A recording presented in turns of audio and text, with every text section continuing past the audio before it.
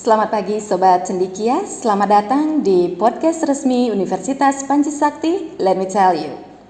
Bagaimana kabar Sobat Cendikia pada pagi hari ini? Semoga sehat selalu ya. Well, Sobat Cendikia, di episode 4 podcast Let Me Tell You kita akan membahas tentang Fakultas Hukum yang ada di Universitas Panji Sakti. Jika mendengar tentang Fakultas Hukum, apa yang ada dalam pikiran kalian? Undang-undang? Hakim? Atau bahkan kriminalitas? Sebelum lebih jauh berbicara tentang semua itu, mari berkenalan dengan fakultas yang concern dengan ilmu seputar hukum. Hari ini kita sudah kedatangan bintang tamu, yaitu Dekan Fakultas Hukum Universitas Panji Sakti dengan Bapak Nyoman Surate SHMH. Bagaimana kabar Bapak hari ini? Baik, salam sehat. Mudah-mudahan kita selalu bisa bertemu dalam suasana yang lebih baik dan lebih sehat. Ya, terima kasih ya Pak ya untuk hari ini sudah bisa hadir dalam podcast kita. Baik Pak, kita berbicara pertama kali ini tentang profil dari Fakultas Hukum itu sendiri yang ada di Universitas Panji Sakti. Bagaimana? Apa saja yang ada di Fakultas Hukum dengan prodinya? Nanti Pak. Fakultas Hukum itu merupakan salah satu fakultas yang memang sudah ada di Universitas Panji Sakti sejak awal berdiri.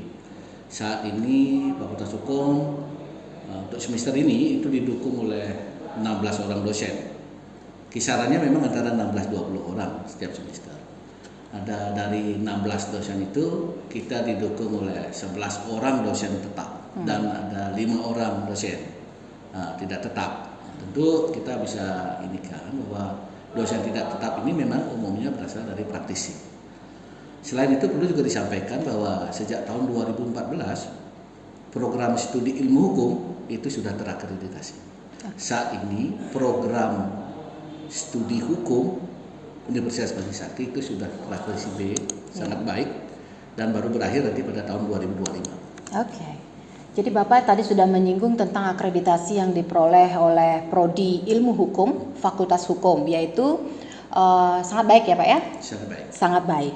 Lalu apa upaya realistis yang telah atau mungkin sedang dilakukan oleh program studi dari ilmu hukum ini untuk mempertahankan atau bahkan meningkatkan akreditasi? Dalam perspektif kami bahwa untuk kaitannya dengan akreditasi itu sebenarnya jatuh bersamaan dengan upaya kami untuk melaksanakan pembelajaran secara bermutu. Baik. Jadi konsepnya bahwa kami tidak memandang hanya untuk pemenuhan akreditasi saja, tetapi memang secara material kami ingin memberikan atau melaksanakan proses pembelajaran hukum itu secara bermutu dan berkualitas. Baik. Maka untuk itu ada beberapa hal yang kami lakukan secara simultan. Pertama, kami semakin meningkatkan relevansi pembelajaran dengan dunia usaha dan dunia kerja, khusus dalam profesi hukum. Misalnya, begitu kami dapat masukan dari research study bahwa bagian besar alumni kita itu ingin tambahan pengetahuan tentang praktek beracara sebagai bentuk dari upaya menciptakan keadilan di masyarakat, maka kami di program studi di fakultas itu kemudian mengembangkan proses pembelajaran yang lebih banyak memberikan tidak hanya pengetahuan hukum saja di bidang kepengacaraan, tetapi juga menambahkan bagi mereka keterampilan hukum dalam pengacara. Dan karena berkaitan dengan profesi hukum sebagai officium legis, maka pengembangan karakter itu penting. Yang lain adalah sebagai berhubungan dengan yang nomor 1 tadi, itu karena kami menganggap bahwa disitulah letak keunggulan kami. Tentu ini yang kami tingkatkan. Peningkatnya dengan cara apa? Dengan cara merekrut praktisi untuk mengajar kampus. Itu pertama. Yang kedua dengan menjalin mitra dengan kelompok-kelompok profesi hukum. Antara lain dalam hal ini kelompok pengacara, asosiasi, ikatan notaris dan lain sebagainya. Jadi upaya realistis yang kami lakukan selain meningkatkan relevansi pembelajaran dan memupuk keunggulan yang sudah kita miliki, itu juga dilakukan berbagai perubahan. Dalam melakukan perubahan ini tentu harus ada standar yang dipakai. Maka standar yang kita pakai itu mengacu kepada indikator kinerja utama, IKU perguruan tinggi. Antara lain misalnya, IKU yang pertama dari perguruan tinggi itu adalah berkaitan dengan lulusan untuk mendapatkan pekerjaan yang layak. Nanti kita ini berkaitan dengan research studi yang kita lakukan. Jadi lulusan kita yang belum mendapatkan pekerjaan yang layak, masalahnya di mana? Secara timbal balik nanti kita di fakultas melakukan perbaikan, mungkin muatan kurikulumnya, mungkin tata cara pembelajarannya, berkaitan dengan upaya untuk luaran kita bisa memiliki pengetahuan dan keterampilan untuk memperoleh profesi yang layak. Yang lain misalnya itu berkaitan dengan mahasiswa memiliki pengalaman belajar di luar kampus. Nah itu kita sedang lakukan karena tahun ini Fakultas Hukum sudah menerapkan kurikulum MBKM. Jadi dengan ini kami memberikan menyusun, memprogramkan berbagai kegiatan pembelajaran yang memberikan pengalaman kepada mahasiswa, antara lain magang. Ya, magang itu. Kemudian kita mendesain juga mata kuliah yang mendekatkan mereka dengan dunia praktek, antara lain peradilan semu. Jadi pada saat perkuliahan peradilan semu ada perkuliahan dengan melakukan pengamatan langsung ke pengadilan yang nyata. Setelah mereka secara semu melakukan simulasi di kampus. Yang lain adalah berkaitan dengan dosen berkegiatan di luar kampus. Nah ini karena memang dosen kita ada 11 dosen tetap tadi, itu ada juga yang memang memiliki latar belakang praktisi. Jadi mereka memang sudah berpraktek di luar kampus. Kemudian dosen-dosen yang memang akademisi murni, artinya tidak berprofesi di bidang profesi hukum, yang memiliki berbagai pengetahuan dan keterampilan, antara lain misalnya berkaitan dengan perancangan undang-undang, itu sudah sering melibatkan diri dan dilibatkan oleh pemerintah daerah dalam penyusunan produk hukum di daerah. Baik, menarik sekali ya. Jadi sudah banyak upaya-upaya yang juga sudah dilaksanakan oleh Prodi Ilmu Hukum Fakultas Hukum Universitas Panji Sakti untuk meningkatkan akreditasi. Mudah-mudahan untuk akreditasi ke depan ini nilai atau peringkat akreditasinya semakin baik dan tentunya dibarengi dengan peningkatan mutu sesuai dengan harapan kita bersama ya Pak ya. Baik Pak, kita lanjutkan. Lalu bagaimana dengan animo masyarakat untuk kuliah di Fakultas Hukum tahun ini Pak? Jika kita berbicara tentang penerimaan mahasiswa barunya. Berkaitan dengan penerimaan mahasiswa baru, setelah kami melakukan evaluasi terhadap mahasiswa kita sekarang, itu memang kalau di Panji Sakti itu ada dua ya, kita kategorikan ada mahasiswa yang sambil bekerja, ada mahasiswa yang memang mahasiswa murni, ini umumnya dari fresh graduate. Selama ini memang masih lebih banyak didominasi oleh mahasiswa yang sambil bekerja. Mereka ada pegawai ya, ada aparatur, dan mungkin mereka bekerja di kantor-kantor profesi hukum seperti notaris dan pengacara. Itu masih didominasi oleh mereka. Tapi kan sebenarnya kita ingin kita juga bisa merekrut anak-anak muda nih yang baru lulus. Nah, kami sedang mengusahakan agar kita lebih banyak dikenal oleh mereka. Dan berdasarkan perbandingan relatif dengan tahun-tahun sebelumnya, memang minat anak-anak muda ini semakin ada tren naik, sehingga saat ini sudah hampir 50-50 itu diisi oleh karyawan dan diisi oleh mahasiswa murni. Oke, baik. Tadi Bapak sempat menyinggung tentang istilah apa tadi, membuat kita semakin dikenal gitu ya di masyarakat ya. Apa sih yang menjadi kekuatan Prodi Ilmu Hukum Fakultas Hukum kita di Universitas Panji Sakti ini jika dibandingkan dengan Fakultas Hukum atau mungkin Prodi Ilmu Hukum yang dimiliki oleh perguruan tinggi lainnya? Pertama, sebagaimana tadi sudah disampaikan bahwa dosen yang mengasuh mata kuliah di Prodi Hukum Universitas Panji Sakti itu memang tidak hanya memiliki kemampuan, kapabilitas di bidang ilmu hukum saja. Mereka umumnya punya pengalaman praktek. Jadi karena ada dosen tetap, kita jangan juga sekaligus praktisi. Tentu yang mereka sampaikan di kelas itu tidak melulu berkaitan dengan ilmu hukumnya saja, tapi praktek hukum di lapangan. Masalahnya kan ini nih, masalahnya dalam pendidikan hukum dari sejak lama itu ada gap yang sangat jauh antara apa yang ada di tataran teori dengan apa yang terjadi di lapangan. Di kita, karena dosen-dosennya itu umumnya memiliki pengalaman praktek, bisa didekatkan itu. Ini yang ada di lapangan, ini ada yang di teori seperti apa. Itu didukung lagi oleh dosen-dosen praktisi yang ikut mengajar di kampus. Nah kemudian kita punya sarana prasarana yang cukup memadai. Satu hal yang penting sekali adalah kita mengembangkan konsep kelas kecil. Jadi kelasnya kita memang desain kecil-kecil. Nanti semakin banyak mahasiswa tetap kelasnya kelas kecil. Kenapa? Karena kami yakin bahwa proses pembelajaran yang lebih tepat di bidang ilmu hukum itu adalah pengayaan melalui metode diskusi dan bedah kasus.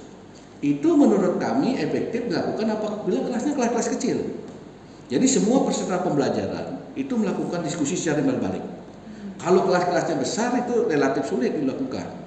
Itu merupakan keunggulan kami. Dan ini nih yang pentingnya.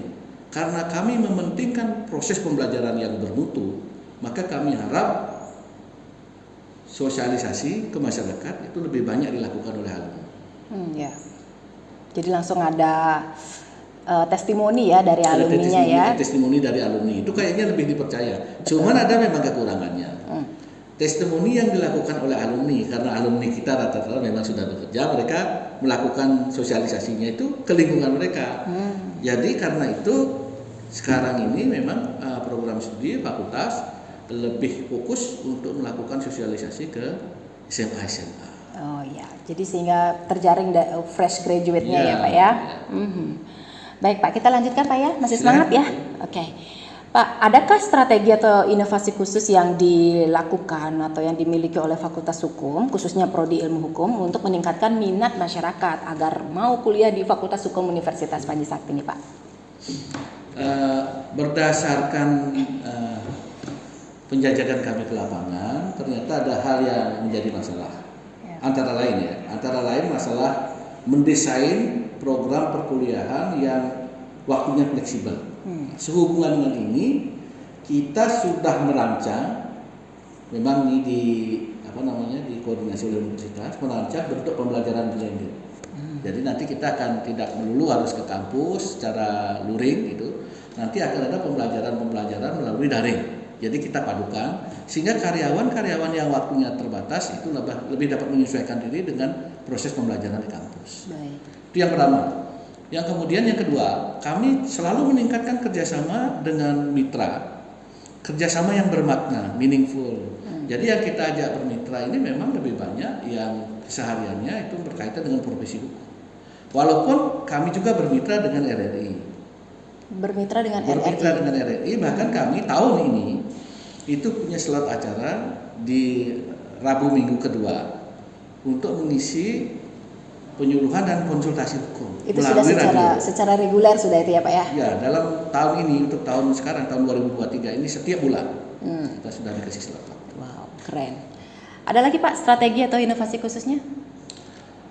Yang lain adalah berkaitan dengan metode perkuliahan yang berdasarkan pendekatan praktek tadi. Ya. Bahwa kami percaya bahwa di lapangan nanti, walaupun luaran kita memiliki ilmu yang cukup di bidang hukum, tetapi kalau tidak punya pengalaman praktek itu sulit. Benar. Nah karena itu pembekalannya jadi dua. Kami menyeimbangkan antara kajian teoretik dengan kajian praktis. Jadi di dalam praktis itu apa sebenarnya keterampilan-keterampilan yang mereka perlukan. Kadang-kadang sifatnya meta-yuridis. Misalnya pada saat mahasiswa kita melakukan interaksi dengan masyarakat, itu mereka harus memiliki kemampuan bahasa, kemampuan memahami calon klien misalnya, dan itu kita berikan di program studi hukum. Iya. Pak, berbicara tentang untuk bisa survive ya Pak ya di masyarakat, apalagi sekarang sudah mulai banyak bermunculan di perguruan tinggi Pak, ya, baik itu negeri maupun swasta. Lalu yang ingin saya tanyakan adalah kira-kira apa sih yang menjadi tantangan dari Fakultas Hukum itu sendiri saat ini loh Pak ya? Ya. Terus terang saja memang kalau orang luar datang ya, katakanlah misalnya atau lain asesor itu datang ke kita, mereka selalu menanyakan tentang jumlah student body ya, student body yang tidak cukup, bisa nggak dilaksanakan ini perkuliahannya dengan mahasiswa yang hanya sekian. Ini umumnya secara internal kami siasati dengan melakukan efisiensi penggunaan dana. Dengan melakukan efisiensi penggunaan dana, itu kami dapat menekan beban pembiayaan yang harus ditanggung oleh mahasiswa. Nah, karena itu kalau dibandingkan dengan perguruan tinggi yang lain, kita termasuk yang relatif murah sebenarnya. Bahkan mungkin ada pendidikan dasar yang berbayar lebih mahal dari kita. Nah, itu merupakan permasalahan kita. Nah, itu tentu akan harus diupayakan agar jumlah mahasiswa kita meningkat, sehingga rasionalitas pembiayaan juga berjalan untuk pengembangan sumber daya, untuk pengembangan sarana dan prasarana. Yang kedua, kita juga masih sebagaimana tadi disampaikan bermasalah berkaitan dengan rekrutmen mahasiswa penuh waktu.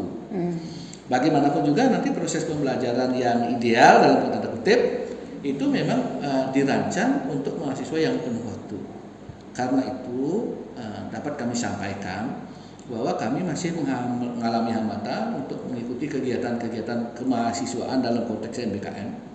Karena mahasiswa kita merupakan karya siswa, mereka kuliah sambil bekerja. Tentu harus menyesuaikan dengan pekerjaan mereka sehari-hari. Iya, manajemen waktu ya Pak ya. Bapak, berkaitan dengan dua tantangan tadi yang Bapak sebutkan, yaitu student body dan juga berkaitan dengan optimalisasi untuk mengikuti kegiatan kemahasiswaan berkaitan dengan MBKM itu tadi ya, karena mahasiswanya kebanyakan paruh waktu, right? Lalu langkah realistis apa yang sudah ditempuh untuk menghadapi tantangan itu? Pertama berkaitan dengan fresh graduate tadi ya. Selalu kita sampaikan kepada calon mahasiswa kita kalau diberi waktu untuk ketemu dengan mereka. Selalu kita memberikan pandangan kepada mereka bahwa kalau berkuliah di Panjisakti itu antara lain di program studi hukum, itu antara lain dapat memecahkan satu permasalahan umum, yaitu permasalahan berkaitan dengan pembiayaan. Maka skema yang kami sampaikan kepada mereka itu dua jalan. Pertama, mereka dapat mengakses beasiswa, karena kita termasuk perguruan tinggi yang sudah diperkenankan untuk memberikan beasiswa bidik misi, menyalurkan beasiswa bidik misi. Yang kedua, skema yang kedua adalah kuliah sambil bekerja. Nah, ini nanti berkaitan dengan upaya itu. Supaya mereka dapat kuliah sambil bekerja, menjadi karya siswa, maka kita melakukan penyesuaian di pola pembelajaran. Karena itulah sistem yang dikembangkan itu adalah sistem pembelajaran yang blended. Jadi pembelajaran baur yang memadukan antara pembelajaran daring dan luring. Pembelajaran daring dan luring ini kami harapkan dengan demikian waktunya menjadi lebih fleksibel bagi mereka. Mereka bisa kuliah sambil bekerja. Yang kedua, tentu saja seperti kami sampaikan itu kami selalu di lembaga melakukan upaya penekanan pembiayaan dengan efisiensi. Ini sehingga kami dapat melakukan penggunaan anggaran terfokus ke arah-arah yang menjadi prioritas kami, antara lain pengembangan sumber daya manusia itu. Karena kami selalu mendorong dosen-dosen muda untuk melakukan studi lanjut. Dan yang kedua, efisiensi ini menyebabkan beban biaya yang kita bebankan kepada mahasiswa juga dapat dikurangi. Selama ini kita kan punya katakanlah semacam pegangan begitu sejak awal berdiri Panjisakti, bagaimana kita memberikan pelayanan yang bermutu kepada masyarakat, tetapi dengan biaya yang terjangkau. Baik, tadi sempat Bapak menyampaikan juga Pak tentang sumber daya manusia, ya. Apa nih yang Fakultas Hukum sudah lakukan untuk mendorong peningkatan kompetensi tenaga pendidik dan tenaga kependidikan? Kalau tenaga pendidik dulu ya. Kalau tenaga pendidik ini kita lakukan dengan dua hal. Untuk dosen-dosen muda itu kami dorong mereka untuk melakukan studi lanjut. Lakukan studi lanjut karena masuknya mereka sudah magister begitu, mereka studi lanjutnya ke S3. Ini kita merencanakan sudah ada 4 dosen yang kita dorong terus untuk studi lanjut. Karena Fakultas Hukum sampai sekarang ini sudah pernah punya 3 orang doktor ya. Bahkan ada alumni kita juga yang sudah sampai doktoral itu. Jadi upaya kami adalah studi lanjut yang pertama. Kemudian untuk dosen-dosen yang tidak didesain untuk melakukan studi lanjut, maka peningkatan kapabilitasnya dengan melakukan pertemuan-pertemuan ilmiah. Termasuk dalam kaitan ini adalah kita libatkan dosen-dosen itu untuk ikut terjun langsung dengan program-program mitra. Karena apa? Karena kita yakin betul bahwa dosen juga harus meningkatkan pengetahuan dan keterampilannya. Itu dengan bekerja sama dengan mitra. Jadi apa yang kita lakukan sejatinya kita belajar juga di situ. Hasil belajar itu nanti kita kembalikan ke mahasiswa. Disinilah titik lebihnya. Karena sebagian mahasiswa kita adalah karya siswa, Jadi mahasiswa yang sambil bekerja. Maka di kelas itu sebenarnya interaksinya menjadi timbal balik begitu. Seringnya dosen yang belajar dari mereka, apa yang terjadi di lapangan, apa permasalahan-permasalahan begitu. Jadi cocoklah kemudian kalau dosen itu di perkuliahan itu lebih banyak menjadi fasilitator. Betul. Dan bagi mahasiswa-mahasiswa kita yang murni, ini merupakan forum yang baik sekali bagi mereka, karena tentu mereka kan relatif agak jauh dengan dunia kerja. Kalau mereka berkuliah dengan mahasiswa yang sudah bekerja, ada interaksi di situ. Yang sudah bekerja ini membagi pengalaman kepada mahasiswa-mahasiswa yang belum bekerja. Baik. Wah, menarik sekali ya perbincangan kita, Sobat Cendekia. Tetap di sini, kita masih punya beberapa pertanyaan lagi untuk Pak Dekan ya. Itu tadi baru di tenaga pendidiknya, Pak. Lalu bagaimana dengan upaya peningkatan kompetensi tenaga kependidikan? Untuk kompetensi tenaga kependidikan, kita mendorong mereka untuk melanjutkan pendidikan. Karena itu tenaga kependidikan yang kita punya itu sorenya juga sambil kuliah.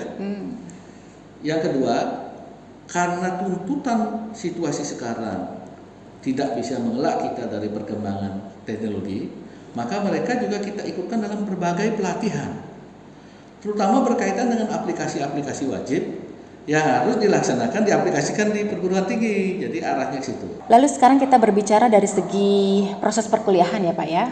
Adakah perbedaan pembelajaran dan kegiatan akademik pada tahun ajaran ini atau tahun akademik ini dengan tahun akademik sebelumnya? Pada tahun akademik sekarang, itu berarti tahun akademik 2022-2023 ya, 2022-2023, itu kami pertama kali ini mengaplikasikan kurikulum MBKM. Terus pasti berbeda dengan perguruan tinggi lain yang mahasiswanya mahasiswa murni. Kalau mahasiswa murni, mahasiswa kan memang 100% ada di kampus. Jadi kita bisa desain mereka melakukan apa, kegiatan-kegiatan apa, program-program apa di kampus. Uniknya di kita, bagaimana mendesain kurikulum MBKM sesuai dengan petunjuk, sesuai dengan regulasi terhadap mahasiswa yang waktunya terbatas.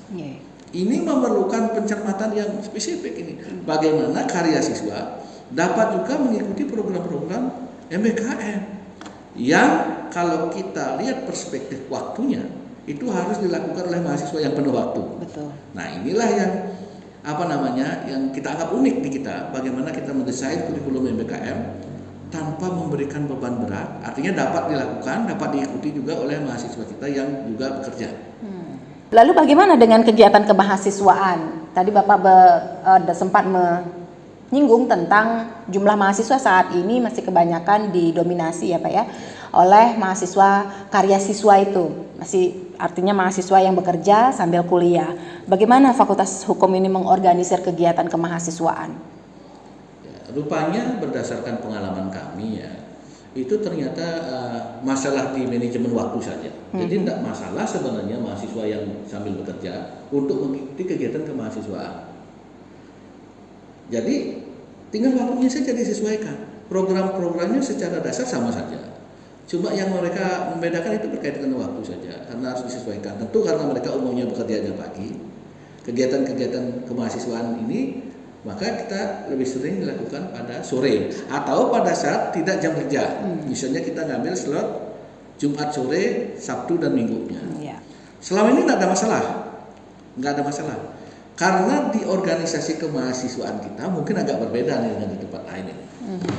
Karena di organisasi kemahasiswaan kita selalu menempatkan mahasiswa yang sambil bekerja, yang umumnya relatif dari sisi usia juga lebih senior gitu ya, itu dalam struktur sebagai penasehat di organisasi kemahasiswaan, penasehat bagi adik-adiknya, juniornya. Jadi dengan cara seperti itu, maka mahasiswa baru kita yang aktif di Senat itu mendesain kegiatan atas masukan-masukan dari ketuanya, gitu ya? Ya, itu penasehat yang sudah sambil bekerja ini, sehingga waktunya bisa disesuaikan. Demikian juga bentuk kegiatannya menjadi menurut hemat kami malah lebih bermakna. Karena yang menasihati mereka kan yang udah biasa di lapangan tuh, nanti kalau tamat ini yang diperlukan, masyarakat tuh ini yang diperlukan. Itu tadi berdasarkan begitu biasanya desain-desain kegiatan mereka itu relatif nyambung dengan apa yang ada di lapangan. Jadi dengan adanya fleksibilitas dalam waktu berkegiatan untuk kemahasiswaan ini saya rasa merupakan sebuah bentuk dukungan ya terhadap program-program yang dilakukan oleh mahasiswa. Ada lagi kah support atau dukungan yang diberikan oleh Fakultas Hukum bagi mahasiswanya untuk meningkatkan prestasi mahasiswa baik itu di bidang akademik maupun non-akademiknya, Pak?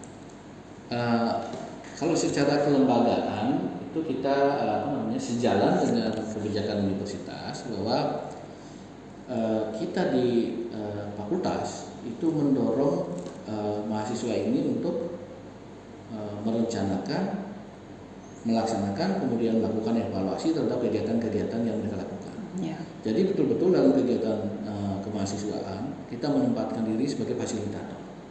Hampir semua kegiatan kemahasiswaan itu direncanakan oleh mereka secara mandiri, dilaksanakan. Berarti dari aspek pembiayaannya juga mereka berbelanja mandiri. Apakah mereka mencari sponsor dan lain sebagainya, mereka kelola sendiri kemudian, dan kami hanya mengawasi berkaitan dengan evaluasinya. Jadi tidak terlalu banyak intervensi pada saat Kami proses kegiatan ya. Intervensi kegiatan mereka, dan ini memang sejak awal kami mengkonsepkan bahwa dengan cara seperti itu kita berharap mereka punya pengalaman untuk berorganisasi. Ya. Apakah ada jenis beasiswa Pak yang diberikan untuk mahasiswa berprestasi ini sebagai sebuah bentuk upaya untuk mendorong mahasiswa untuk lebih berprestasi lagi?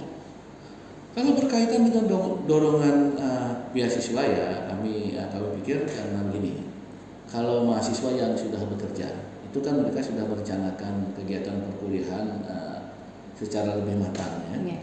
Itu memang mereka relatif dukungan lembaga itu dalam bentuk lain. Nah ini kepada mahasiswa yang murni kebanyakan, ya mahasiswa yang belum bekerja, tentu banyak dari mahasiswa kita yang bermasalah berkaitan dengan pendanaan. Karena itu skenario-nya seperti tadi, ada skenario mahasiswa yang kurang mampu itu dapat mengakses beasiswa bidik misi. Mahasiswa kita yang mampu, prestasinya bagus, itu dapat tambahan penghasilan dari pelibatan mereka dalam proyek-proyek dilakukan oleh dosen. Jadi dosen melakukan penelitian, dosen melakukan pengabdian, mengajar mereka. Selain punya pengalaman berkaitan dengan bidang ilmunya, juga ada mungkin sedikit dukungan finansial bagi mereka, gitu ya, mungkin tidak penuh, tapi seperti itu. Dan kami memang sedang mengusahakan ini dalam waktu dekat, sekali lagi dengan melakukan efisiensi seketat-ketatnya, agar kita dapat memberikan apresiasi kepada mahasiswa yang memang secara akademis maupun non akademis berprestasi. Berkaitan dengan prestasi non akademis, memang banyak sekali mahasiswa kita yang punya prestasi baik, baik di tingkat nasional maupun di tingkat provinsi ya. Tidak hanya di bidang hukum, tapi di bidang-bidang lain, keolahragaan misalnya. Sesuai dengan minat bakat mereka ya Pak ya? Beberapa tahun yang lalu misalnya ada mahasiswa kita dapat juara juga. Nah, kalau nggak salah juara 3 itu ya, berkaitan dengan lomba-lomba yang dilakukan oleh Mahkamah Konstitusi. Nah kita akan mengikuti kegiatan-kegiatan seperti itu. Kita dorong mereka untuk bisa melakukan kegiatan-kegiatan yang memupuk bidang keilmuan mereka dan keterampilan-keterampilan terkait yang sangat diperlukan oleh mereka pada saat mereka nanti terjun ke dunia usaha. Adakah rencana kegiatan akademik atau non-akademik yang akan dilaksanakan oleh Fakultas Hukum dalam waktu dekat ini, Pak? Bekerja sama dengan beberapa alumni yang ikut dalam organisasi profesi. Kami sudah merencanakan untuk melakukan beberapa kegiatan ya. Kegiatan yang pertama itu tentu tadi konteksnya adalah karena berdasarkan pengamatan kami itu tidak sedikit alumni kita yang berprofesi sebagai advokat, maka kami akan balik bekerjasama dengan mereka organisasi profesi untuk melakukan pendidikan dan pelatihan advokat ya. Itu pertama. Kedua, ini kami dalam waktu dekat ini juga merencanakan untuk melakukan temu alumni. Karena setelah kami cermati ternyata cukup lama juga kita tidak melakukan temu alumni ya, berkumpul temu kangen dengan alumni kita yang sudah banyak sekali itu, supaya apa? Supaya potensi dukungan mereka terhadap proses pembelajaran ini tidak hanya sebatas potensi, tapi menjadi hal yang real. Antara lain berkaitan dengan kesempatan memasuki dunia kerja bagi adik-adiknya nih. Jadi alumni-alumni kita yang sudah lebih dulu terjun ke masyarakat ya, sudah punya profesi tersendiri, punya kantor sendiri, atau menjadi karyawan di perusahaan apa gitu, bisa minimal memberikan informasi bagaimana cara mengakses pekerjaan itu, apa kira-kira syarat yang diperlukan oleh alumni kita, luaran kita untuk mengakses pekerjaan itu. Sehingga bagi kami juga di lembaga ini, berarti seperti ini, maka kita lembaga harus men-treat. Ini loh yang diperlukan tambahan pengetahuan. Ini yang diperlukan tambahan keterampilan. Sehingga begitu ini nyambung dengan konsep tadi, mendekatkan antara alumni kita dengan relevansi yang cukup dengan dunia kerja. Baik. Pak, pertanyaan selanjutnya ya. Adakah produk atau ciri khas dari Fakultas Hukum yang membedakan Fakultas Hukum di Universitas Panjasakti dengan Fakultas Hukum lain? Ini masih berkaitan dengan kekuatan tadi ya, Pak ya. Sekarang lebih spesifik nih ke ciri khasnya. Adakah mungkin produknya nih yang bisa langsung dilihat atau dinikmati oleh masyarakat, mahasiswa juga? Sebagaimana kita sampaikan tadi, berdasarkan hasil pengamatan kita secara real ya, kan ini dua nih. Ada dua kategori mahasiswa kita. Mahasiswa kita yang sudah bekerja, berarti mereka kan tinggal meningkatkan kompetensi mereka untuk dapat melakukan pekerjaan secara lebih bagus, untuk dapat menduduki jabatan lebih tinggi. Nah, untuk mahasiswa kita yang belum bekerja, ini nih yang penting nih. Untuk mahasiswa kita yang pada saat kuliah tidak bekerja, ternyata berdasarkan jajak kami ke lapangan, itu tidak sedikit yang berprofesi sebagai advokat. Jadi rupanya kami tahu selama ini kita sudah melakukan sesuatu yang arahnya seperti itu. Sebagaimana tadi disampaikan, keunggulan inilah yang kita pupuk sehingga menjadi ciri khas alumni kita. Ciri khas alumni kita adalah memiliki pemahaman yang cukup berkaitan dengan bidang ilmu keadvokatan, memiliki keterampilan yang cukup untuk memasuki dunia kerja. Satu lagi nih keunggulan yang kita harapkan menjadi keunggulan kita, karena profesi hukum itu merupakan profesi yang mulia. Jadi profesi mulia, disebut profesi mulia itu karena berkaitan dengan keadilan, berkaitan dengan nasib orang, bahkan berkaitan dengan hidup mati. Kalau berkaitan dengan pidana, maka mereka tidak hanya perlu pintar, mereka tidak hanya perlu terampil, tapi mereka perlu berkarakter. Supaya alumni kita itu, harapan kami ini ya, begitu terjun dia ke masyarakat, dia menjadi barisan terdepan untuk membela keadilan dan kebenaran.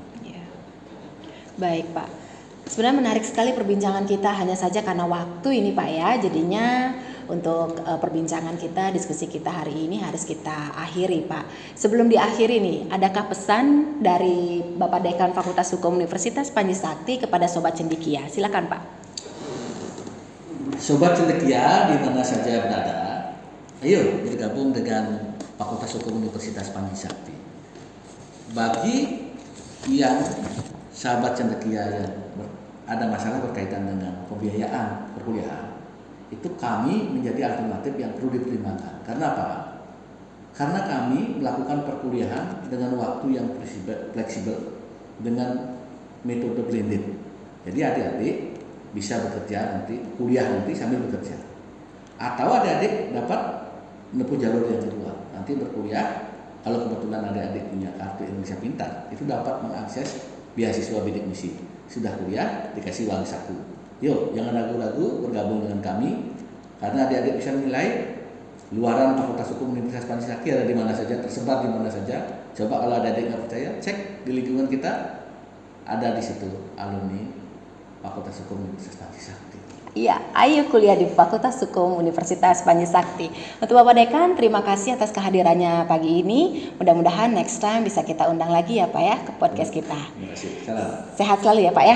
Oke. Well, Sobat Cendekia, demikian bincang-bincang kita tadi dengan Dekan Fakultas Hukum Universitas Panjasakti. Semoga menambah pemahaman Sobat Cendekia berkaitan dengan Fakultas Hukum di Universitas Panjasakti. Jangan lupa kunjungi website kita di www.unipas.ac.id. Sampai jumpa pada episode Let Me Tell You mendatang. Salam Sakti.